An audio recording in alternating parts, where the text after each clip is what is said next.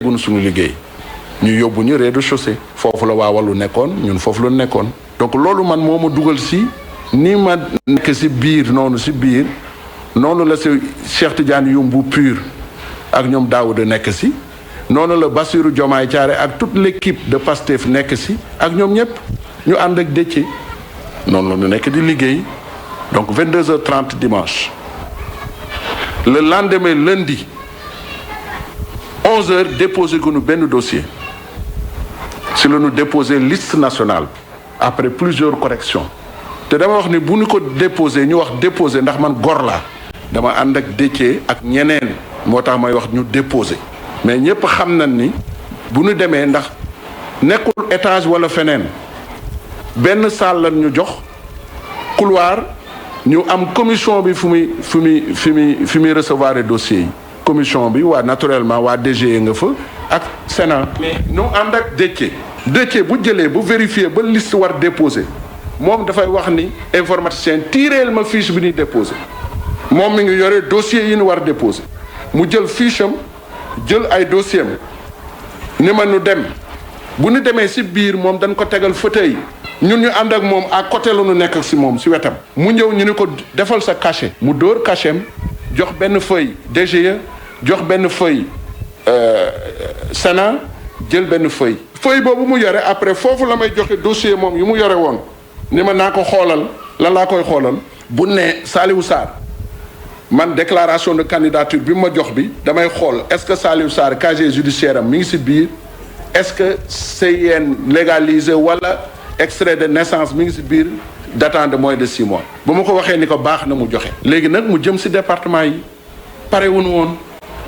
foofu lu nu nekk ñu nu yuuxu altine. waaw mais léegi ñu ñëw ci département de Dakar kan moo déposé. département Dakar depuis altine midi avant waa Wallu di dem Yewwi Askan Wi daf leen wax ni leen jox nañ leen benn poste mais jigéen la waa PDS bañ ñu ni ñoom dossier góor lu nu préparé mënuñoo jox leneen noonu ñu leen toppee li may wax ni am na seede ndax topp nañu Déthié ni ko waa PDS bañ nañoo joxe jigéen prends tes responsabilités nga jël benn jigéen si Yewwi Askan Wi nga dugal ko ñu déposé département Dakar mu ni moom góor la waxante naa ak ñoom ba noppi ni dañu war a dugal benn waa PDS laissé ñu conférence des leaders ñu ngi koy réglé noonu la ñu demee midi 13h 14h 22h 23h 23h50 lanu ñu wax ni daw leen ngeen dugal Dakar parce que y a une autorité qui est en train de venir bu fekkee ni dugalu leen département Dakar il arrête la commission si noonu la ñu dawee ànd ak moom ñu dugg ak dossier Dakar incomplet foofu la jotee ordre moom ndax dama bëgg a wax ni investiture yi foofu noonu si biir DG ba mu jeex Khalifa Sall waxantewul ak man mënul waxante ak man parce que c'est Déthié Fall mandataire moom lay waxanteel ak waa conférence des leaders nee na ñëw na Déthié ñëw na ni jot naa ndigal ni nanu changé Pala Samb ñu ngi toog. ndigalu kan. ndigalu xam naa Khalifa Sall ñu ngi toog ñu ne ko soit ñun duñu ànd ak moom rek mu jël préparé dossier yi ñuy seet dossier Ngoné Mbengue gisuñu ko man maa ko yore woon sama saak si précipitation bi noonu gisuñu ko man ma jànnexe ma daw jénn de dem seet sama oto pour bu dossier Ngoné Mbengue sama ay dossiers yi ma yore woon teg ko si table ñoom ñoo retrouver dossier Ngoné Mbengue ñu woo ma ne ma Saliou retrouver nañu dossier Ngoné Mbengue yooyu yëpp Déthié moom la de ñu jox ko moom moo recevoir dossier Ngoné Mbengue léegi nag ñu toog si commission bi li may wax ni rakku Habib Sy ku tudd Oumar Sy mi ngi sunu gannaaw Cheikh Tidiane Youm mi ngi sunu gannaaw on n'était pas seul le même procédé mu dem li mu tiré woon moom Déthié pour déposer ko j'ai dit mais yéen lii nii Ngoné Mbengue nekku si foofu la commission bi waxee damay wax sama aqulaay taalaay foofu la commission bi waxee mais yéen vous n'avez pas besoin de changer les deux hommes 6 et 7 parce que c'est un nombre impair L149 dit que bu nekkee nombre impair 2 personnes de même sexe mën nañu toppante loolu rëcc na ko ñun on était fatigué je t'ai dit que 22 heures avant la ñu dugg foofu ba le lendemain minuit et quelques ça veut dire mardi 0h07 loolu rëcc na ko ñun ñi ñépp fa nekkoon rëcc na ñu ni kon boog ok. ma ne ko waa léegi man dossier Ngoné Mbengue bi lan laa koy def mu ne nanu changé nanu dindi benn suppléante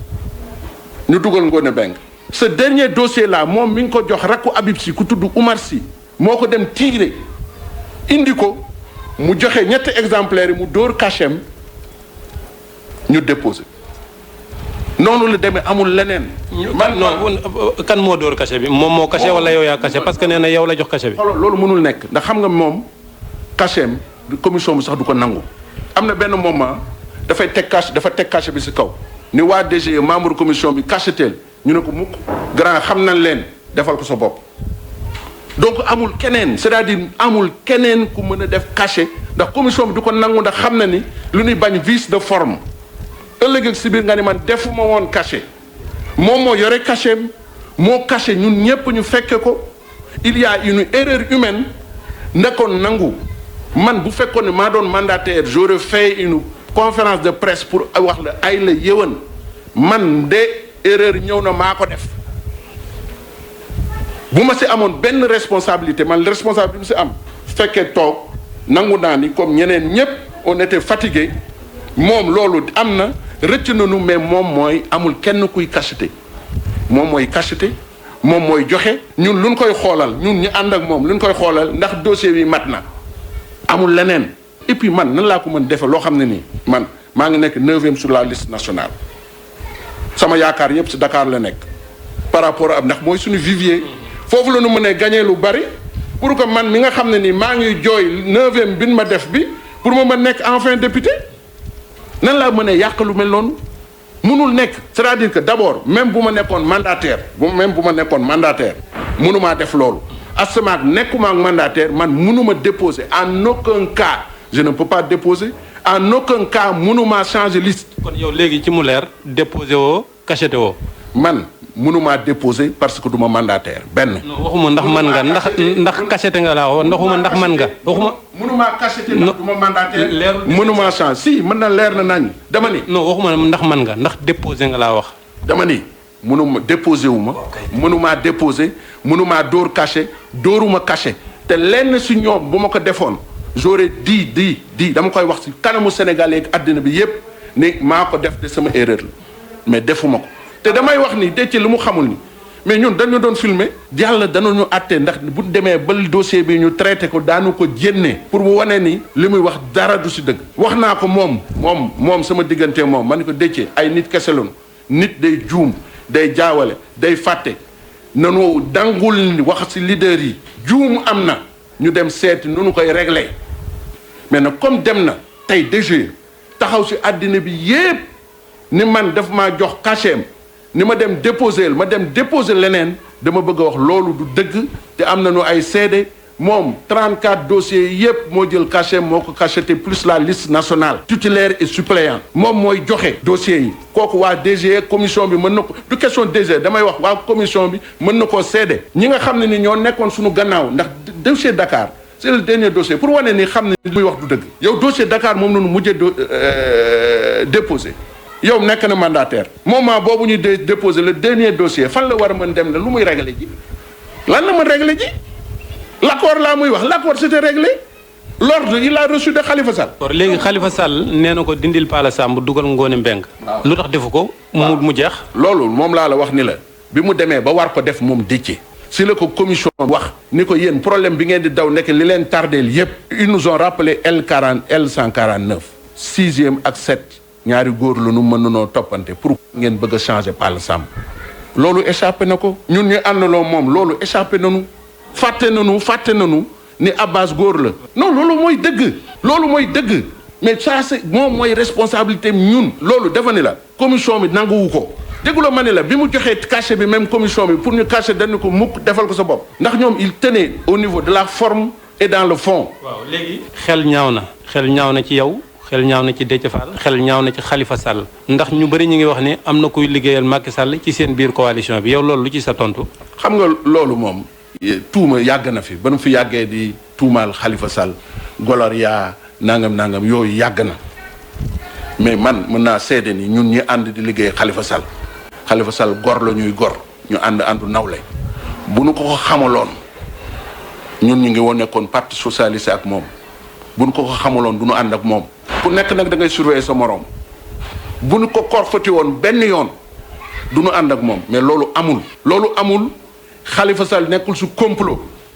ak kenn dafa nangu une responsabilité historique boo xam ne ni ñoom ñépp dañ koo daw. mooy lan dem nañu toog war def investiture kenn mënu ko def mu compliqué. ñu ñaan ko conférence des leaders. ñu fekke mu bañ. c'était sur une proposition de Habib Sy ñu ni heure bi toll na foo xam ne ni kenn mënatul def investiture nan ko jox kenn Khalifa Sall comme moom nekkul candidat il aura suffisamment de recul pour le faire mu ne à condition que ni mu xate ngeen bàyyi ma ñu ni ko defal loolu. Bokum. kan Bokum. Seydou Bokum moo def réserve ni d'accord na Khalifa Sall investir waaye bu paree na ko wone Khalifa Sall ni man du ngeen ma piéger 48 heures mënuma fee nekk di def investiture yoo nga xam ne nii danaa woo kii ne ma d'accorduma kii d'accorduma bu fekkee ni loolu daal da ngeen ma jox mandat na mandat bi mat sinon jël leen seen mandat. jënn dem julli ji tàkkusaan mu dellu suñu ne ko la réserve de Seydou Bokoum est levée 2012 ma bokkoon ci staff bi proposé ma président du conseil d'administration ñëpp xam ko ma bañ ko j'ai décliné parce que nous étions dans un projet avec Khalifa Sall parce que loolu la ndem si yàlla si Ousmane Tanor waxoon bu ma gañewul maa ngi leen di ñaan ngeen jox ma parti bi. on prépare notre candidature la candidature de Khalifa Sall. projet boobu man moo tax ma bañ conseil d'administration. tey laay toog investiture boo xam ne ni xamaloo sax naa nekk da nekk député ma ko yàq donc loolu amul sens dëgg. am na ñu ni itam da ngeen ko def pour xeexe ko Barthélémy Diaz. loolu mënul nekk nan la minute di xeexe sa bopp wax naa la léegi. Barthélémy Diaz bokk naa si Khalifa Sall nga ñuy déglu ak yeneen camarades bi muy àndee teg di wut mairie Dakar taxawu Sénégal war déterminé maa ngi koy wax mu dégg bu ma ko contrôle dama koy janoog moom contre ko mais bokk naa si ñu wax ni Barthélémy Diaz bokk naa si ñi nga xam ne nii bii aussi député Barthélémy Diaz tête de liste bokk naa taxawu Sénégal bokk si Yewwi nekk sur la liste nationale mais yow ñun fi ñu wóor ni fenn le bastion bi nga xam ne nii moo ëpp électorat nga xam ne ni mën nga koo gagner 150 000 voix 200 000 voix pour mu permettre la yi ni ñu am le maximum de députés sur la liste nationale mais c'est Dakar xanaa man bugguma dara. léegi lu tax kon Farba Ngom ci conférence de presse bu Benno bi mu ni yow yaa déposé liste bi. mais loolu kay yëpp xam nañ ni. xam ne Farba moom Ngom si boppam bi ñu ko laajee dañ ko jox sama tur rek mu wax ko. kooku xeex politique la xam nga loolu boo ko dee seet moom mooy comme ñoom am na lu ñuy déposé ñu ni déposé wuñ ko nanu essayer créer la zizanie entre eux ñu nekk du xuloo ci seen biir pour que délai bi jeex ñu valider ko loolu rek la. Farba Ngom bu nu daje woon mën naa ko peste xamul ni Saliou Sarr la ndax xaw ma mosuma daje ak moom. beneen bi aussi ñu ngi wuy fabulation xaalis. Macky Sall ma wax ko ñëpp dégg de ma vie mosuma dugg bureau Macky Sall. de façon privée il m'a jamais rencontré benn yoon laa mos rencontré Macky Sall c'est dans le dialogue national ma joxanteeg moom loxo et bien que bokk naa si ñi nga xam ne nii ñoo ko xeexal pour deuxième tour mu gagné. donc mosuma dajeeg moom de ma vie. mosuma dajeeg mën ngeen a bañ a daje nga lekk xaalisam jël nga xaalisam wala jëloo xaalisam nga ñu wax. man jot xaalisam nan laay jote xaalisam koo gisul dama ko soxla. mën na la ko yónnee. mënul nekk yow. am na wala amul. non mënul nekk amul. mënul nekk soxlawuma ko bu ma soxla woon xaalis du ma bañ conseil d'administration. pour rectifier seen liste ñoom xëyoon nañ tey ñu jox leen gànt ni leen léegi béy wéy na mbuus mun leen a soppi dara ci liste bi loolu d'accord nga ci wala d'accord ci liste bi war nañ ko mën a changer wala déet. waaw loolu moom du ma si wax ñoom demoon nañu ku dem ni yow bu liste kay boo ko déposé wul looy dem di changer yi kooku loolu man dootuma si wax ndax mën naa nekk mënul nekk man loolu mënutuma ko wax. non mënul nekk parce que respecté wu leen parité dañ leen di forclos. waaw loolu de commission bi la ñu xaar commission bi man daal li ma waroon wax mooy man du ma mandataire defaruma liste bi nu toogee cacheté wu ma signé wu ma man dama ko doon vérifier ay nangam te loolu je l'assumerai. jërëjëf merci beaucoup mu nekkoon Saliou Sarr bu taxawu Sénégal moo nekkoon sunu gan ñu ngi koy sant di ko gërëm yéen itam naka noonu jërë ngeen jëf. ñu yem fii ko di leen gërëm bu baax a baax ci kóolute gi ci kanam tuuti fii ak ñetti minutes ngeen ànd ak Jean Paul Ndour xabaari français yi 23h ab flash lay doon minuit RFM nuyu Mamadou Omar Ba jërë ngeen jëf ñu fanaan jàmm. xam ngeen ne gaynde bugul moom mi Bawol Média FM kub xolam xajam ba mu tax mu foñ ak bëggam du feeñ ndaxi bañ nangu jël na cëru bañ dëgg jib tey ndam laa ngi nii ñoo ko sañ Bawol Média am na ndam Gaynde Njaay ci digg mandi fitam du ko xañ bëggam lu mu teg bëtam ndam la ca am mbottu yey ngoox du tee mu raq ndiggam.